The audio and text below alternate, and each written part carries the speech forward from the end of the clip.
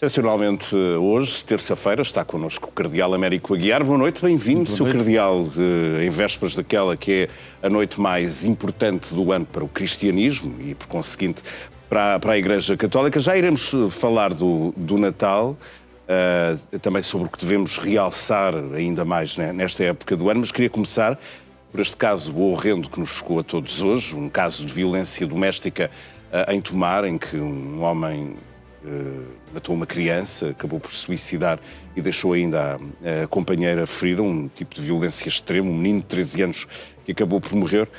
O que é que ainda se pode dizer sobre estes casos, sobretudo quando contêm violência a este nível? Muito boa noite. Em primeiro lugar, a nossa oração não pode deixar de ser de outro modo e solidariedade com as famílias envolvidas nestas circunstâncias e com aqueles que perderam a vida, certamente. Aliás, eu hoje estive na cadeia de Montijo a visitar neste contexto do Natal e as visitas que tenho feito ultimamente em muitos sítios da nossa sociedade, em muitos agentes importantes da sociedade, tenho-me sublinhado sempre o aumento dos números conhecidos da violência doméstica e a violência. Ou seja, o aumento da gravidade da violência, dos atos, dos gestos. E tem estado já agora com presos que tenham sido acusados e sentenciados por agressão, violência doméstica? A experiência que eu tenho até é uma experiência da cadeia feminina a norte de Santa Cruz do Bispo. Portanto, por vezes é mais do lado das vítimas. Sim, mas nomeadamente eu não quero, como é óbvio, criar aqui, ainda para mais estamos no Natal, não é propriamente oportuno isso, ou nem é recomendável, mas nós temos que despertar para as raízes destas situações, porque no nosso país as situações de violência doméstica estão a ter cada vez mais ocorrências denunciadas, muitas delas de níveis de violência que levam até à morte de intervenientes da situação, e nós temos que despertar para descobrirmos as raízes, o que é que está a acontecer na nossa sociedade para que... e outro pormenor, peço desculpa, idades cada vez mais jovens, que tenham este expediente de violência sem limites sobre o outro ou sobre a outra, na circunstância de estarmos a falar às vezes de contextos familiares. Temos também nesta altura mais exposição sobre esses casos, exatamente. Maiores e mais denúncias. Mas ainda hoje, num contexto de alguma conversa informal com autoridades, era sublinhado novamente isso. Muitos mais casos e muito mais violentos. Ora, nós temos que despertar como sociedade, a Igreja, o Estado, os vários protagonistas da comunidade, saber onde é que falhamos ou o que é que está a falhar para que esta violência desperte e aconteça, nomeadamente naquilo que devia ser o local de maior segurança, que é a família. Mas a propósito deste fenómeno da violência doméstica, queria ainda colocar-lhe outra questão, porque esta semana ficámos a saber de um caso também ele horrível, porque o vimos em imagens na Madeira com aquele bombeiro que foi filmado a agredir a ex-mulher à frente do filho e o processo na Justiça foi suspenso porque, entretanto, a companheira ou ex-companheira deste agressor o perdoou. Sim, há lugar a este tipo de... Eu não estou a falar do perdão da mulher, mas neste caso estou a falar do perdão da Justiça. Ora, vamos ver uma coisa. Há lugar a um perdão, na sua opinião. Vamos ver uma coisa.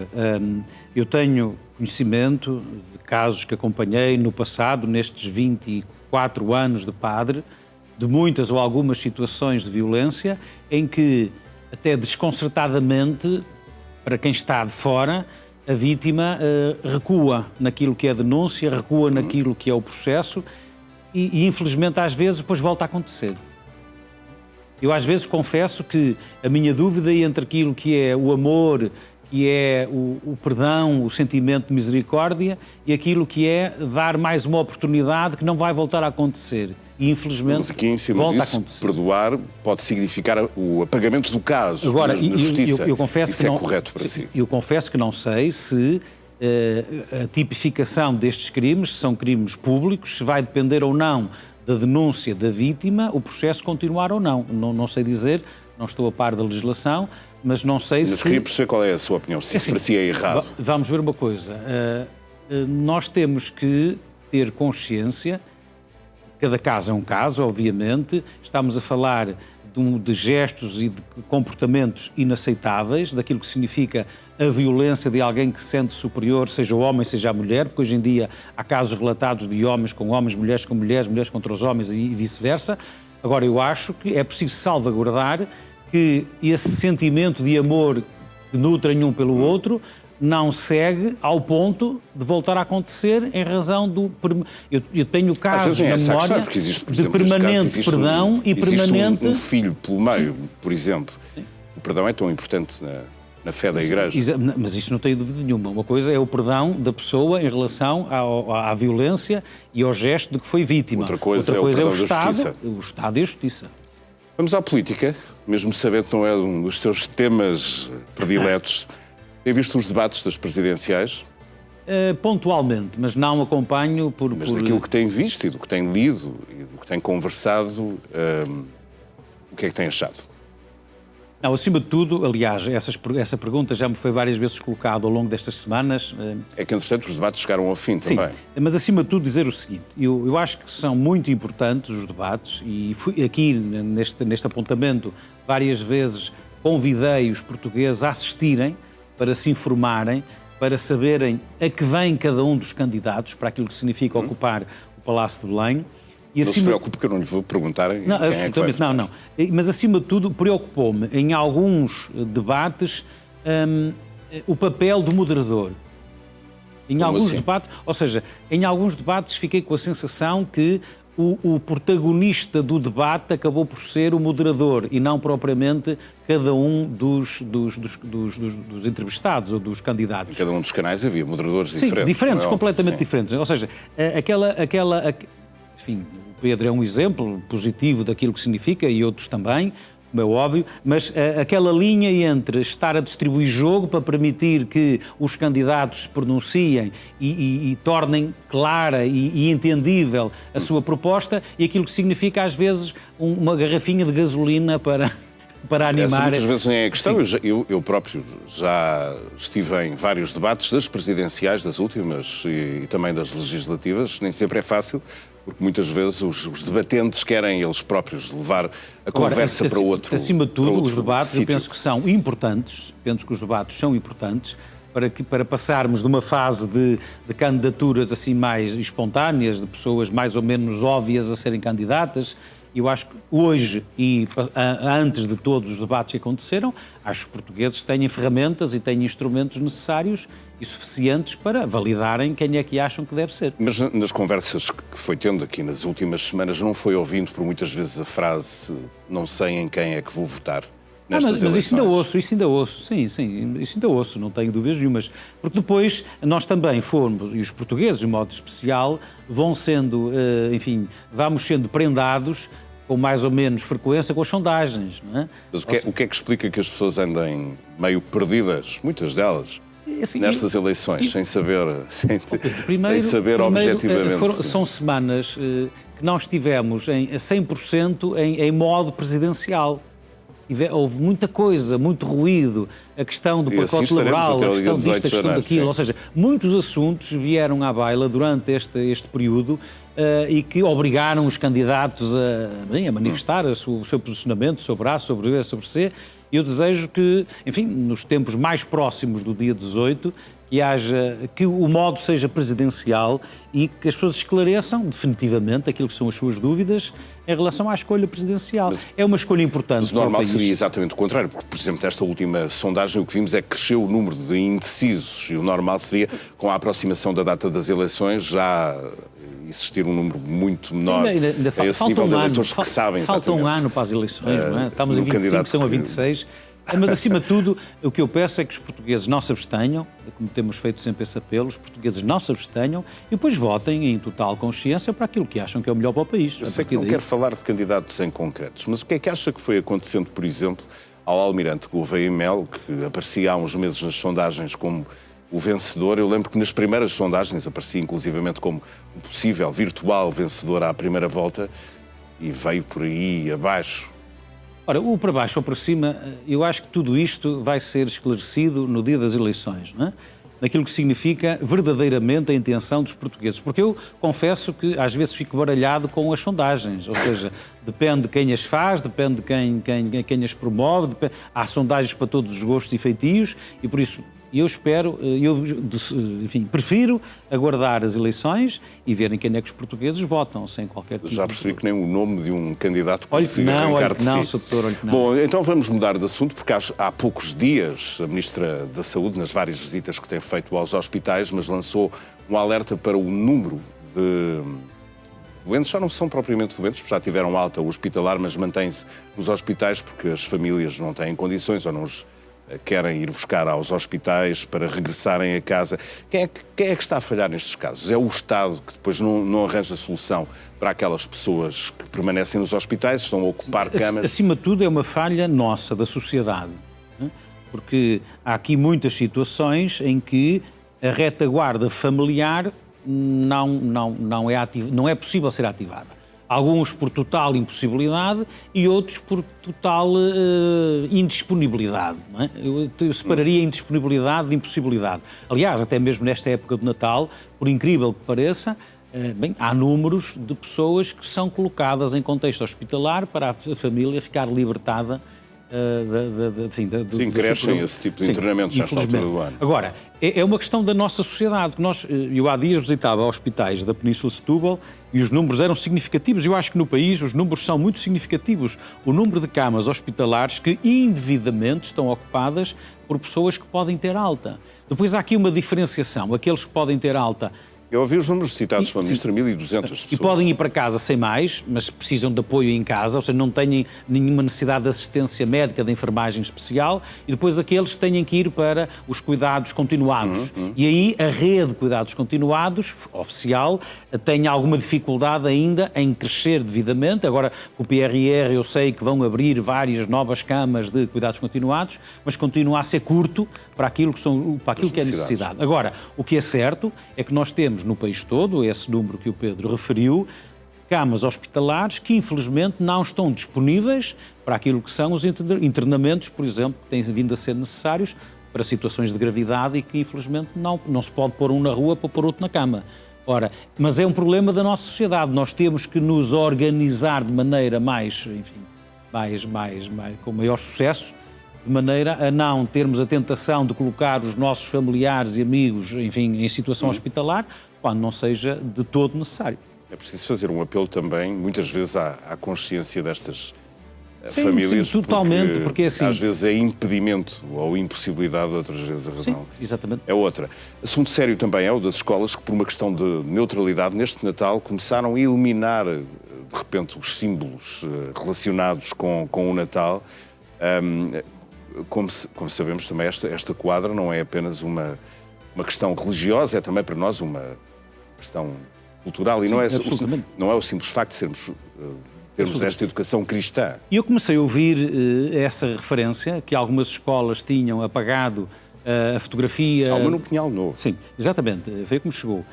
E entretanto, nestes dias chegaram mais casos para me provarem, entre aspas, que não era só aquela escola, que existiam vários exemplos.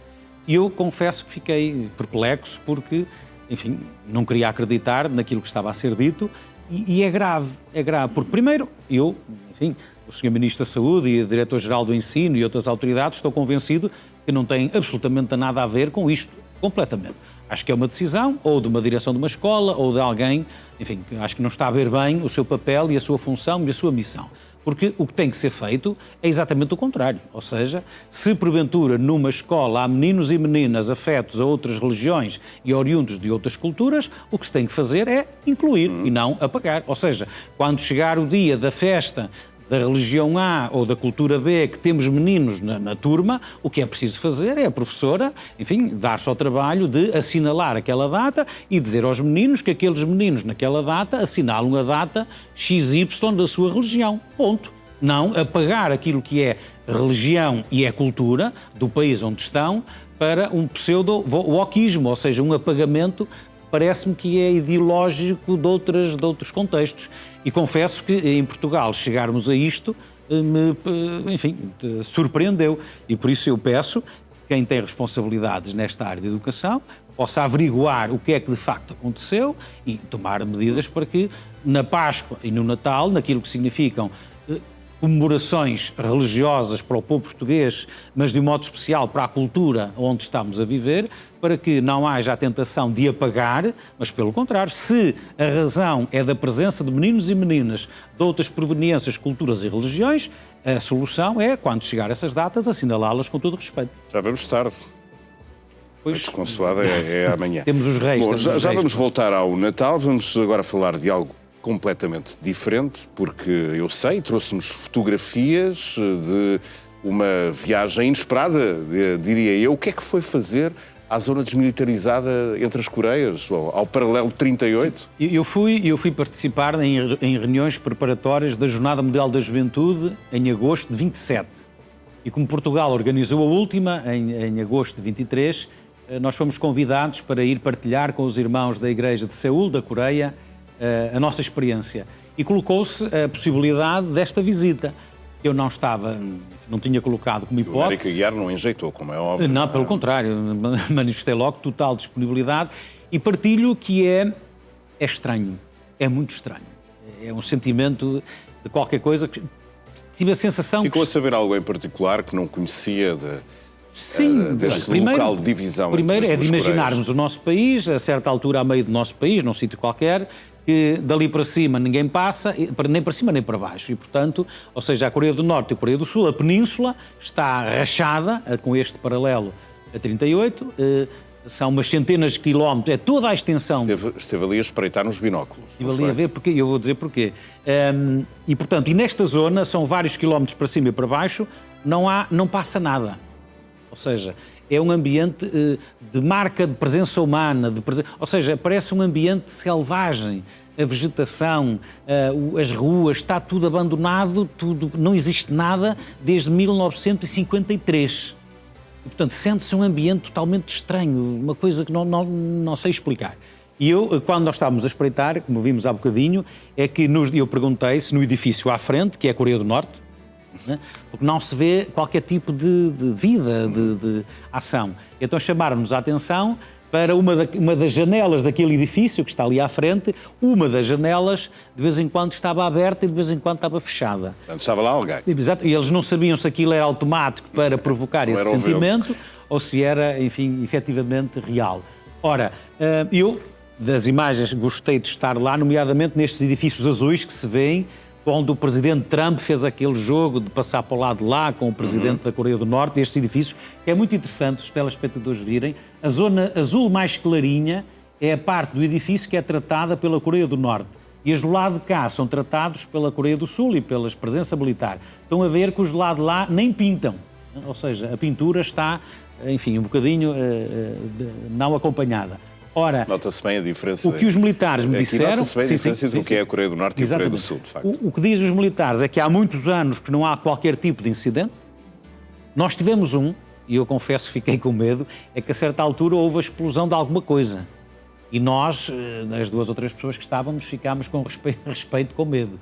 Mas acima de tudo disseram-nos que terá sido uma mina que explodiu, normalmente em razão de algum animal, de algum porte, ter pisado, porque o último incidente com pessoas já tem uma data muito antiga e normalmente acontecia o quê? Quando alguém tentava passar da Coreia do Norte para a Coreia do Sul. E a última pessoa que tentou conseguiu chegar viva ao lado de cá, mas muito maltratada, enfim, com tiros e com outro tipo de coisas, na fuga para a Coreia do Sul. Muito interessante. Agora, o que é que eu, mais uma vez, eu junto isto à visita que fiz à Normandia, no dia D, sim, que é, acho que não aprendemos muito. Estas coisas que aconteceram há tantos anos, há tantas décadas, para a Europa e para o mundo, deviam evitar que estivéssemos a viver Ucrânias e Gaza de Jesus e tantas guerras e tantos conflitos. Infelizmente, nós não aprendemos muito com o passado e com a história. Não há a melhor altura do ano para fazer essa e outras reflexões. E lhe pedir uma palavra final, 30 segundos, mas para quem recentemente perdeu alguém e vai viver provavelmente este Natal pela primeira vez nessa situação de desgosto. É uma experiência muito dolorosa para muitos telespectadores, porventura, que vão viver exatamente o primeiro Natal com uma cadeira vazia na mesa. Eu fazia-lhes um desafio, um convite, que era terem consciência que aquela cadeira está fisicamente vazia, mas que a pessoa está plenamente no coração de cada um. Ou seja, terem essa força, essa energia, essa capacidade, essa fé de acreditar e entenderem que aquela ausência física está plenamente no coração de cada um. E tentarem levar a vida para a frente na certeza de que esses irmãos e irmãs que já partiram, nós acreditamos, continuam a fazer caminho connosco. E já agora, Pedro, pedir que não juntemos mais ninguém a esta lista, ou seja, que as estradas portuguesas, nestes dias de festas, não sejam motivo de luto nem de dor, mas sejam oportunidade de encontro. E por isso eu peço a quem conduz todo o cuidado e cuidado para com os outros automobilistas, porque eu ouvi agora nas notícias que já temos mortos desta campanha de Natal e, infelizmente, estas campanhas de Natal aos Reis costumam ter muitos mortos. Ainda por cima, com as condições climatéricas que se têm feito sentir nos últimos dias. Cardeal Américo Aguiar, se desejo-lhe um ótimo Natal, se não nos virmos antes, um bom 2026. Muito obrigado Santo Natal por continuar todos connosco aqui no Now. Obrigado. Boa noite.